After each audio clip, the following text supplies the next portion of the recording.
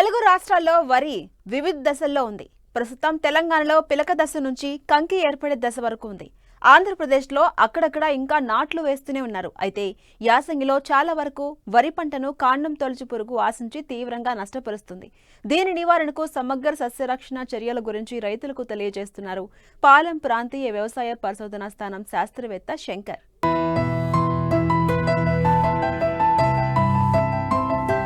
వరి పంటను నష్టపరిచే పురుగుల్లో కాండం తొలుచు పురుగు ముఖ్యమైనది. నారుమడి నుండి వరి ఈనే దశ వరకు పంటను ఆశించి తీవ్ర నష్టాన్ని కలిగిస్తుంది. దీని తల్లి రెక్కల పురుగు గోధుమ రంగులో ఉండి రెక్కలపై నల్లని చుక్కలు కలిగి ఉంటుంది. ఈ రెక్కల పురుగు ఆకుల చివరి భాగంలో గుడ్లు పెడుతుంది. ఈ గుడ్లపై తన రెక్కల నూగును కప్పి ఉంచుతుంది. 5 నుండి 9 రోజుల్లో ఈ గుడ్ల నుంచి పిల్ల పురుగులు బయటకొచ్చి మొక్కల మొదళ్లకు చేరి లేత కాండాలకు రంధ్రాలు చేసి లోపలి కణజాలాన్ని కొరికి తినేసి తీవ్ర నష్టం కలగజేస్తుంది. ఈ పురుగును సకాలంలో నివారించకపోతే 20 నుండి 30% దిగుబడులు రైతులు నష్టపోవాల్సి వస్తుంది. అలాగే దీని నివారణకు ముందస్తు జాగ్రత్తలు చేపట్టాలి. ఇందుకోసం ఎకరానికి 3 లింగాకర్షక బుట్టలను అమర్చి వారానికి బుట్టకు 25 లేదా అంతకు మించి మగరెక్కల పురుగులు పడినట్లయితే పురుగు మందులు పిచికారీ చేయాలని మరిన్ని వివరాలు తెలియజేస్తున్నారు పాలెం ప్రాంతీయ వ్యవసాయ పరిశోధనా స్థానం శాస్త్రవేత్త శంకర్. యాసంగిలో తెలంగాణ రాష్ట్రంలో సుమారుగా 42 లక్షల ఎకరాలలో సాగు చేయడం అనేది జరిగింది. ప్రస్తుతం మనం చూసుకున్నట్లయితే వరి పిలక దశ నుంచి కంకి ఏర్పడే దశ వరకు మనము రాష్ట్రంలో గమనించవచ్చు. ముఖ్యంగా వరిలో గమనించినట్లయితే వరిలో ప్రధానంగా యాసంగిలో కాండం తొలుచు పురుగు, వరి ఈగ, అదేవిధంగా నల్లి మరియు ఆకుముడత, గొట్టం, వరి గొట్టపు రోగము ఎక్కువగా ఆశించడం అనేది గమనించవచ్చు. ముఖ్యంగా వరిలో ప్రధానంగా యాసంగిలో గమనించినట్లయితే కాండం తొలుచు పురుగు ఎక్కువగా ఆశిస్తుంది. ఈ కాండం తొలుచు పురుగును గమనించినట్లయితే ఈ కాండం తొలుచు పురుగు యొక్క రెక్కల పురుగులు అనేది గుడ్లను ఆకు కొన భాగంలో గుంట్లను గుంపులుగా పెడతాయి. ఈ గుడ్ల నుంచి వచ్చిన లార్వలు, మొదటి దశ లార్వలు కాండాన్ని ఆశించి కాండానికి రంధ్రం చేసి లోపలికి ప్రవేశించి కాండం లోపల ఉండదాన్ని తింటుంది. ఇది తినడం వల్ల మనకు మొగ్గి అనేది ఏర్పడుతున్నది. అదేవిధంగా పిలక దశలో ఇది ఎక్కువగా ఆశించినప్పుడు మనకు మొగ్గి అనే రోగము కనపడుతున్నది. ఈ ఊస కంకిని మనం గమనించినట్లయితే కంకి ఏర్పడిన తర్వాత కంకి తెల్లగా కనపడుతుంది. మనం పీకినట్లయితే వదులుగా రావడం అనేది జరుగుతుంది. కంకిని చీల్చి చూసినట్లయితే లోపల తెల్లగా బియ్యం గింజ వంటి చిన్న లార్వను గమనించడం జరుగుతుంది.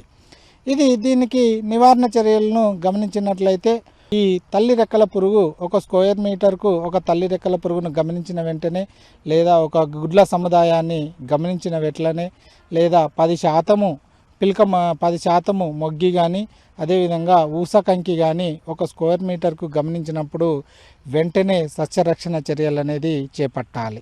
10 కిలోలు 3G కార్బోఫిరాన్ 3G గుళికలు ఎకరానికి 10 కిలోలు వేసుకోవాలి. లేదా కార్టాప్ హైడ్రోక్లోరైడ్ అనే గుళికలు 4G గుళికలు ఎకరానికి 8 కిలోలు వేసుకోవచ్చు. అదేవిధంగా క్లోరాంట్రనిల్లిప్రోల్ అనే గుళికలు 0.3G అనే గుళికలు ఎకరానికి 4 కిలోలు మనం చెప్పిన విధంగా వేసుకున్నట్లయితే రక్షించుకోవచ్చు. పంటను మొగ్గి పురుగు నుండి పిలక దశలో గమనించుకోవచ్చు.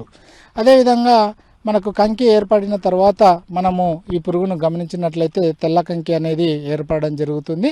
ఆ దశలో ముఖ్యంగా మనము పిచికారి మందులను సస్యరక్షణ మందులను పిచికారీ చేసుకోవాలి. కార్టాప్ హైడ్రోక్లోరైడ్ అనే మందును ఎకరానికి సరిపడే మోతాదులో 400 గ్రాములు 200 లీటర్ల నీటిలో కలుపుకొని ఒక ఎకరానికి పిచికారీ చేసుకోవచ్చు. లేదా క్లోరాంట్రనిల్లిప్రోల్ అనే మందును 0.3 మిల్లీలీటర్లు 1 లీటర్ నీటికి కలుపుకొని పిచికారీ చేసుకోవచ్చు. ఎకరానికి 60 మిల్లీలీటర్లు అయితే సరిపోతుంది.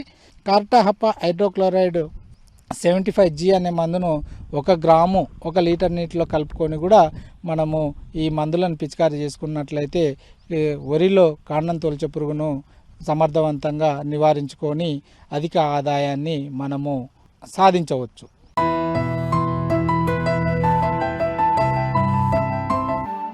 స్వల్పకాలంలో పంట చేతికొచ్చి తక్కువ నీరు తక్కువ శ్రమతో రైతుకు మంచి ఆదాయాన్ని ఇచ్చే పప్పు జాతి పంట మినుము. 7 ఏళ్లుగా ప్రకృతి విధానంలో రెండవ పంటగా పండిస్తూ మంచి దిగుబడి సాధిస్తున్నారు కృష్ణా జిల్లాకు చెందిన ఓ రైతు. ఈ ఏడాది ఎకరంలో గుంటూరు వాలిష్ రకాన్ని సాగు చేస్తున్నారు. మరో 10 రోజుల్లో కోయనున్న ఈ పంట మంచి దిగుబడి వచ్చే అవకాశం ఉందంటున్నారు.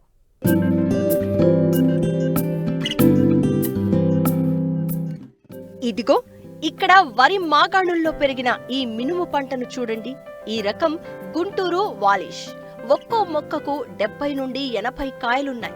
70 రోజుల దశలో ఉన్న ఈ పంటను మరో 10 రోజుల్లో కోయనున్నారు రైతు వీర వెంకటనార చలపతిరావు.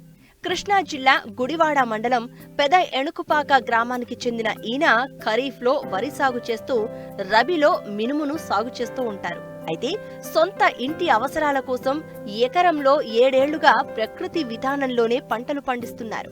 తమ ఇంటి అవసరాలకు పోను మిగతావి నేరుగా వినియోగదారులకు అమ్ముతూ అధిక ఆదాయం పొందుతున్నారు. 7 సంవత్సరాల నుంచి నేను సేంద్రియ వ్యవసాయం మొదలుపెట్టానండి. పాలేకర సిద్ధాంతం ప్రకారము వేరే వాళ్ళ కోసం కాకుండా మన ఆరోగ్యం కోసం ముందర ప్రత్యేకంగా మన ఇంటి వాళ్ళ ఆరోగ్యం కోసం మన ఆరోగ్యం కోసం అని చెప్పి బిగిన్ చేసి చేస్తున్నాను వ్యవసాయం. ఫస్ట్ 2 సంవత్సరాలు 33 బస్తాలు అడిగి అయిందండి. తర్వాత 25 కాడికి వచ్చిందండి. పోయిన సంవత్సరం గత ఏడాది 33 బస్తాలు అయిందండి వరి. 13-18 అండి పోయిన సంవత్సరం వేసింది. ఈ సంవత్సరం కూడా అదేనండి. 33-35 బస్తాల వరకు అవ్వచ్చు అనుకుంటున్నాము. మినువులు గత 2-3 ఏళ్ళు మట్టుకు 4 బస్తాలు 5 బస్తాలు అట్లా కాడికి అయినాయి. మధ్యలో సంవత్సరం నందినే ఇస్తే 8 బస్తాలన్నర వరకు అయినాయండి. ఎకరమే చేస్తానండి సేంద్రియ వ్యవసాయం కూడా నేను చేసేది. అవి కూడా నేను ముడి బియ్యమే అమ్ముతున్నానండి కస్టమర్లకి. బస్తా వచ్చి 3,000 దాకా అమ్ముతున్నాను. మినువులు వచ్చేపాటికి డబుల్ రేట్ అమ్ముతున్నాండి కస్టమర్లకి. సుమారుగా బస్తా ఒక 10,000 ఉందనుకోండి, ఒక 15,000 రేట్ అట్లా. వడ్లు అనుకోండి మన 1,500 అట్లా ఉన్నాయి కదా, 3,000 అమ్ముతున్నాం వడ్లు అయితేనండి. వరికి వచ్చేప్పటికి జీవామృతము, వేప నూనె, పూత, మన వరి కంకి ఈనేసిన తర్వాత మజ్జిగ, గింజ పాలు పోసుకోవడానికి, ఎండు తెగులు అవి రాకుండా ఉంటాయి మజ్జిగ బాగా ఉపయోగపడుతుందండి.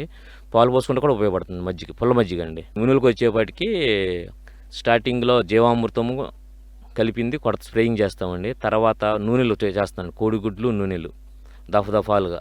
నూనె వేప నూనె చేస్తామండి, కొబ్బరి నూనె, మంచు నూనె, పామాయిలు, మళ్ళీ నువ్వుల నూనె, ఆవ నూనె మిక్సింగ్ అంతా అన్నీ కలిపి అయ్యో పావు అట్లా కలిపి ఎకరానికి లీటర్ కాడికి 12 కోడిగుడ్లు మిక్స్ చేసి స్ప్రేయింగ్ చేస్తామండి. డైరెక్ట్ నూనె వాటర్లో కలదు, సాయిబుల్ కాదు కాబట్టి కోడిగుడ్ల గురించి కలిపి చేస్తాను స్ప్రేయింగ్.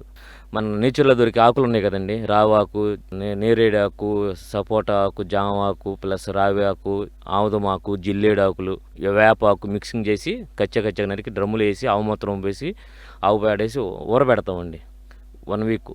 అందులో వేసి మల్టిప్లై చేసి క్లాక్ వైడేషన్ తిప్పుతాము. తిప్పిన తర్వాత అది వీక్స్లీ వన్స్ అంటే ఆదివారం స్ప్రేయింగ్ చేస్తాను నేను కంపల్సరీగా. ఈ సంవత్సరం 4-5 బస్తాల పైన అవుతాయని అంచనానండి అది మినుము మట్టుకుంటూ. పెట్టుబడులు వచ్చేపాటికండి లేబర్ కూలి మాత్రం ఏది తగ్గట్లేదండి. వరికి కానీ మినువులు కానీ ఏదైనా ఒకటి ఆళ్ళకైనా ఎట్లా అవుతుంది, ఫర్టిలైజర్స్ వాళ్ళకి ఇది కూడా అట్లా అవుతుంది. ఓన్లీ ఎరువులు కొట్టే దాంట్లోనే కొద్దిగా మనకి తగ్గుతుందండి వేరియేషన్ ఎంత తగ్గుతుందంటే ఒక 4-5 వేలు తేడా వస్తుంది, అంతమించి ఎక్కువ ఏం తేడా రాదండి. సుమారుగా ఒక 7-8 వేలు దాకా అవుతుందండి. వీటికి స్ప్రేయింగ్ కూడా 300 తప్పదు కదండి కంపల్సరీ. ఆ నూనెలకి కొద్ది తగ్గుతున్నాయి, ఫర్టిలైజర్స్ దానికి కొద్ది డబ్బులు ఎక్కువ అవుతాయండి అంతేనండి. వాళ్ళకి 15,000 అవుతాయేమో అనుకుంటున్నాను, 15,000-20,000 దాకా. ఇప్పుడు నాకు ఒక సగం వేసుకున్న 10,000 అవుతుందండి సుమారుగా.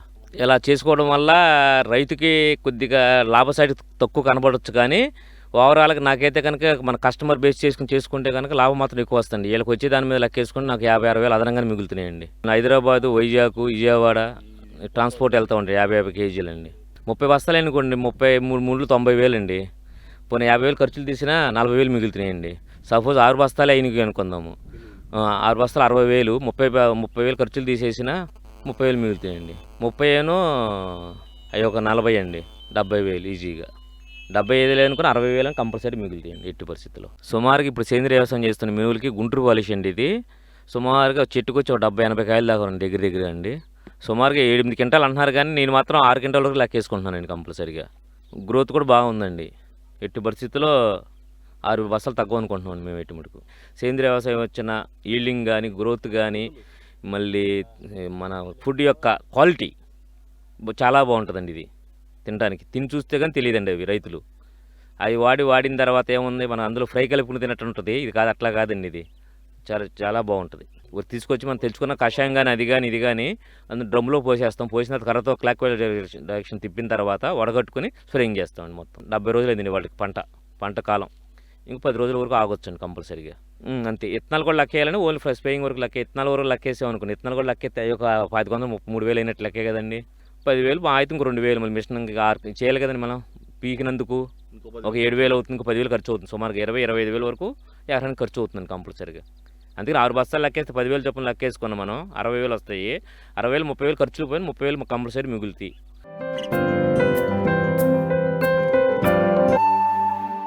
ఉద్యోగులకు నెలకోసారి జీతం వస్తుంది. కూలీలకు ఏ రోజు కూలీ డబ్బులు ఆ రోజు అందుతుంటాయి. కానీ రైతులు మాత్రం ఏడాదిలో 1-2 సార్లు పంటను అమ్ముకున్నప్పుడే డబ్బులు కళ్ళజూస్తారు. అయితే తిరుపతి జిల్లా మర్లపల్లి గ్రామానికి చెందిన మహిళా రైతు ఎనీ టైం మనీ పొందేలా వ్యవసాయానికి శ్రీకారం చుట్టి ఏడాది పొడవునా ఆదాయం పొందుతున్నారు. అంతేకాదు తోటి రైతుల్ని ప్రకృతి వ్యవసాయం వైపు ప్రోత్సహిస్తున్నారు.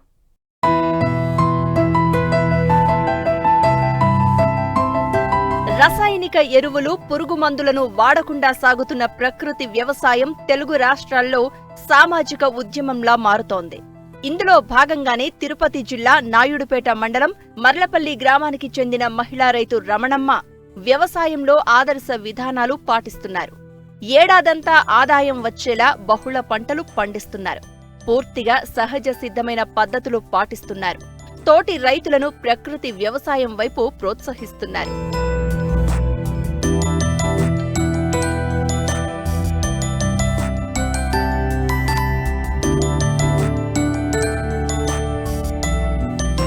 రమణమ్మ వ్యవసాయ కుటుంబం నుండి వచ్చింది. రసాయన ఎరువులతో భూమి సారం కోల్పోవడంతో పాటు పెట్టుబడులు పెరిగి కలుషితమైన పంటలు వస్తూ ఉండడంతో పూర్తిగా ప్రకృతి వ్యవసాయం చేస్తున్నారు. ఇటు మర్లపల్లి గ్రామ యూనిట్ ఇన్ఛార్జిగా కూడా పనిచేస్తున్నారు. అయితే రైతులు నిరంతరం ఆదాయం పొందాలనే ఉద్దేశంతో తన పొలంలో 20 సెంట్లలో ఏటీఎం విధానంలో అనేక ఆకుకూరలు, కూరగాయల పంటలను సాగు చేస్తున్నారు. ప్రతి నెల 15,000 నికర ఆదాయం పొందుతున్నారు. ఈ విధానం లాభదాయకంగా ఉందని చుట్టుప్రక్కల రైతులకు అవగాహన కల్పిస్తున్నారు. 2016లో ప్రకృతి వ్యవసాయం చేయాలని సిఆర్పీలు, సిఏలు మమ్మల్ని అడగడం జరిగింది. మనం కూడా ప్రకృతి వ్యవసాయం చేద్దాం అనని 1 ఎకరం పొలంలో మేము ప్యాడీ పెట్టడం జరిగింది. ఆ ఎకరం పొలంలో ప్యాడీ స్టార్టింగ్లో కొంచెం తక్కువగా రావడం జరిగింది.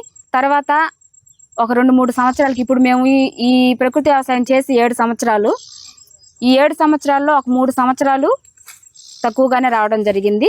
ఇప్పుడు మేము ఆ ఎకరం పొలంలో 42 బస్తాలు ప్యాడీ పండిస్తున్నాము. ఈ ప్రాజెక్టులో నేను 2018లో ఐసీఆర్పీగా చిలంతూరు గ్రామంలో వర్క్ చేసేదాన్ని. అక్కడ కొంతమంది రైతుల్ని మోటివేషన్ చేశాను. ఇప్పుడు మాకు ఏటీఎం మోడల్ అనే ఒక పద్ధతిని పెట్టారు. ఏటీఎం మోడల్ అంటే ఎనీ టైం మనీ.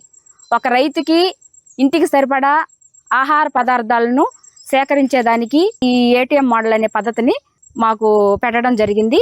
20 సెంట్లు మేము కౌలు భూమిని తీసుకొని 20 సెంట్లో ఏటీఎం మోడలు 25 రకాల కూరగాయలను పెట్టడం జరిగింది. మేము పెట్టి ఇప్పటికి 45 రోజులు. ఈ 45 రోజులకు గాను ఆ 25 రకాల్లో 4 రకాల పంటను మేము తీయడం జరిగింది. ఈ 4 రకాల పంటలకు సంబంధించి మాకు 4,200 రూపాయలు ఇప్పటికి లబ్ధి పొందున్నాము. దీనికి ఖర్చు పెట్టింది మేము 4,000 రూపాయలు మాత్రమే. ఇంకా 15-16 రకాల కూరగాయలు ఉన్నాయి, స్టార్టింగ్ అవుతున్నాయి.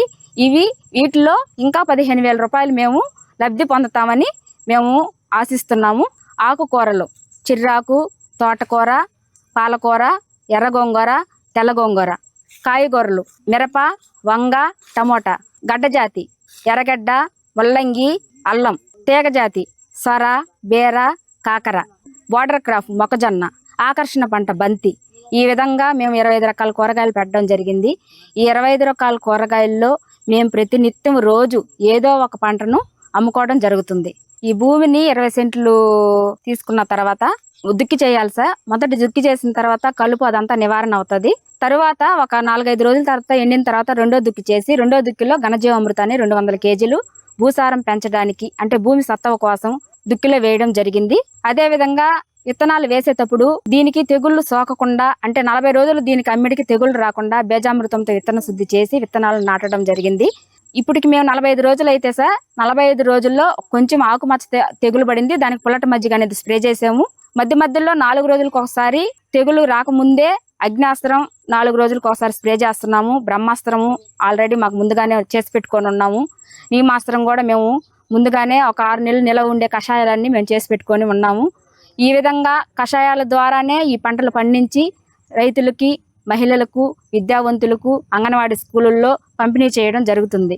ఇక్కడ ప్రకృతికి సంబంధించిన దొరికే ఆకులు, ఆవు మూత్రం, ఆవు పేడకు సంబంధించిన కషాయాలను మేము తయారు చేసుకొని భూసారం పెంచడానికి ఘనజీవామృతం అనేది వేస్తాం సార్. ఆ ఘనజీవామృతం ఏంటంటే 100 కేజీలు పచ్చి ఆవు పేడ తీసుకుంటాము, 2 కేజీలు శనగపిండి, 2 కేజీలు బెల్లము, 5 లీటర్ల ఆవు మూత్రాన్ని తీసుకొని గుప్పిడి పుట్టమట్టి తీసుకొని దాన్ని బాగా కలిపి ఆడ నీడలో ఆరబెట్టుకోవాలి సార్. ఒక 3 రోజులు ఆరబెట్టుకున్న తర్వాత ఘనజీవామృతాన్ని భూసారం పెంచడానికి మేము వేసుకుంటాం సార్. అదేవిధంగా కషాయాలు అనేటివి ప్రకృతిలో సంబంధించిన ఆకులు, ఆవు మూత్రము, ఆవు పేడతోనే మేము తయారు చేసి ఉడకబెట్టి పెట్టుకొని 6 నెలలు నిల్వ ఉండే కషాయాలను మాత్రమే మేము చేసుకుంటాం సార్. దానిలో బ్రహ్మాస్త్రం అంటే 5 రకాల ఆకులు, సీతాఫలము, యాపాకు, సముద్రపాలాకులు, కానుగ, బొప్పాయి, ఈ 5 రకాల ఆకులు సన్నగా తరిగి ఆవు మూత్రం 25 లీటర్లలో ఒక 3 పొంగులు వచ్చేదాకా ఉడకబెట్టి అవి నిల్వ స్టోర్ చేసి పెట్టుకుంటాం సార్. ఇప్పటికి మా దగ్గర 6 రకాల కషాయాలు స్పేర్లో ఉన్నాయి సార్. అంటే తెగులు పడకముందే స్ప్రే చేసుకోవడానికి.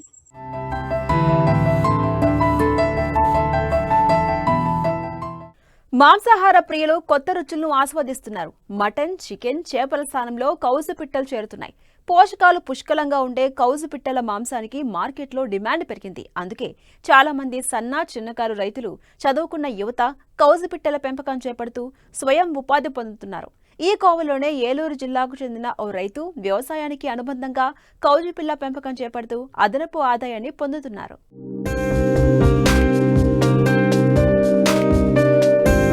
తెలుగు రాష్ట్రాల్లో దినదినాభివృద్ధి చెందుతున్న పరిశ్రమ కౌజు పిట్టల పెంపకం. వీటిని క్వైల్ పక్షులు, పరిగ పిట్టలని, జపనీస్ పక్షులని పిలుస్తారు.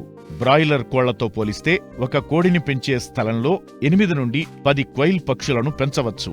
ఇవి చాలా చిన్నగా, చేతిలో ఇమిడిపోయే సైజులో ఉంటాయి. ఈ పక్షులు 4 వారాలకు 150 నుండి 180 గ్రాముల బరువు పెరిగి మార్కెట్ చేసుకోవడానికి వీలవుతాయి. ఇటీవలి కాలంలో ఈ పక్షుల గుడ్లు, మాంసం వినియోగం పెరగడంతో చాలా మంది రైతులతో పాటు చదువుకున్న యువత సైతం వీటి పెంపకం చేపట్టి మంచి జీవనోపాధి పొందుతున్నారు.